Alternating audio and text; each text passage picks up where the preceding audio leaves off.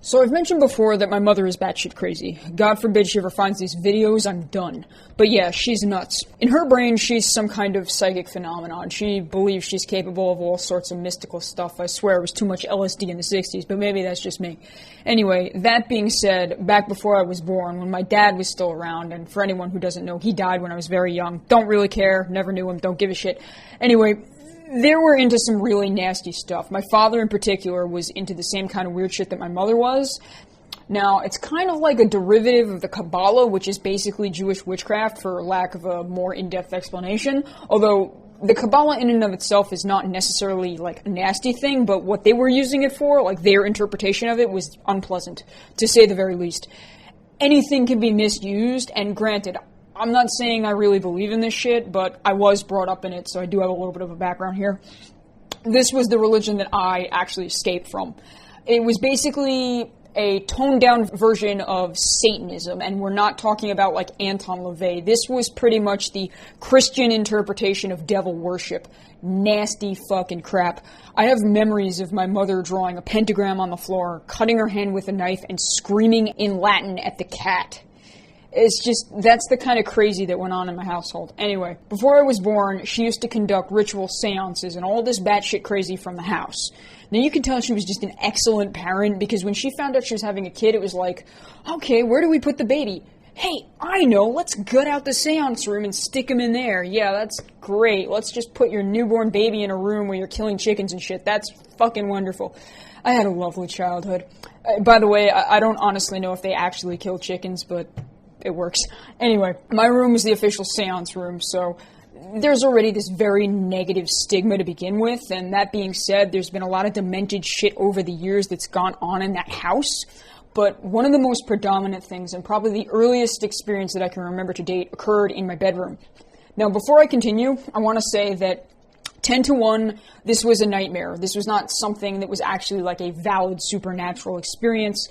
There's only one piece of this at the very end that was weird, and other than that, I'm going to say I'm 99.99999% sure that this was a childhood nightmare, but I thought it was worth mentioning because it's creepy as fuck.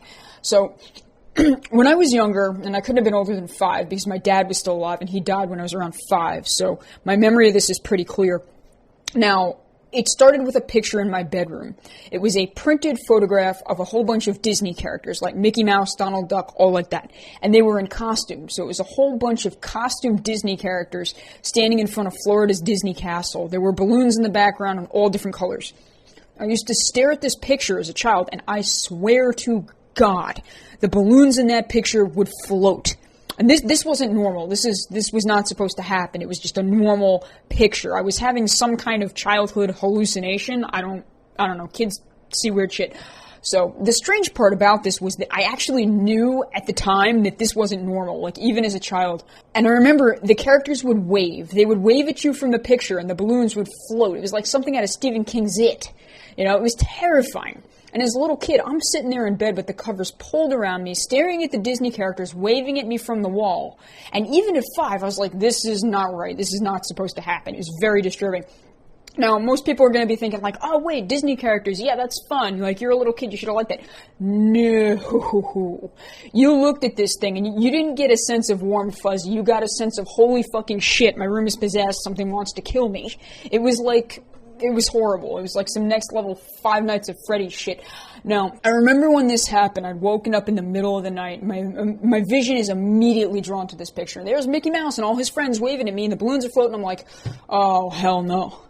So I get this feeling in the back of my mind, like, okay, something really bad is gonna happen. Like, it's like that moment in a horror movie where you know you're screwed.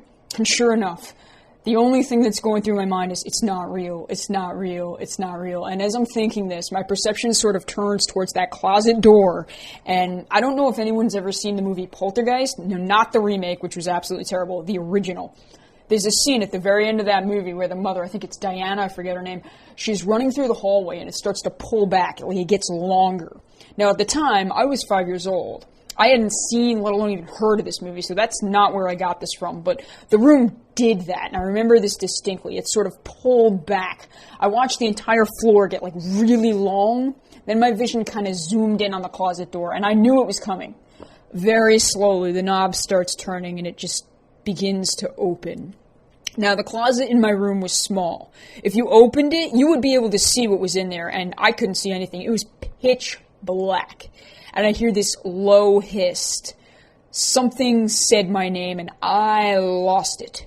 Next thing I know, both my parents come rushing in. I'm screaming, crying at the top of my lungs. I was 5 years old. I woke up from a bad dream, right? Well, the weird thing about it was that the closet door was wide open.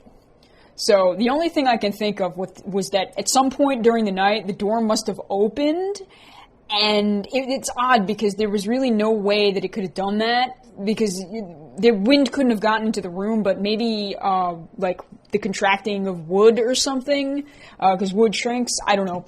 But I think what wound up happening is that it opened at some point during the night, and I subconsciously dreamt about it.